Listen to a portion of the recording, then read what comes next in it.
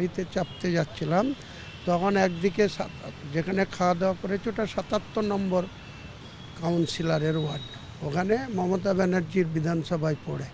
আর রাস্তার ঠিক উল্টো দিকটা হচ্ছে ৭৮ নম্বর ওয়ার্ড, ওটা পড়ে বন্দর এলাকা। তো আমি 50 মিটার যাওয়ার পরেই দেখছি ২০-২২ জন ইয়ং ছেলে পেলে দাঁড়িয়ে আছে। আমাকে দেখেই তারা স্লোগান দিতে শুরু করে।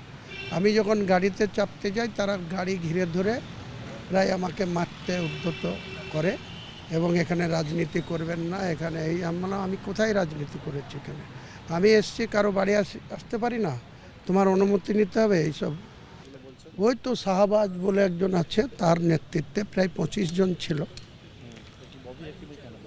ববি হাকিমেরই তো গুন্ডা এরা। ববি হাকিমকেই তো ওখানে ববি হাকিমের নাম দিয়ে মিনি পাকিস্তানের স্লোগান কারা দেয়? এরাই তো দেয়।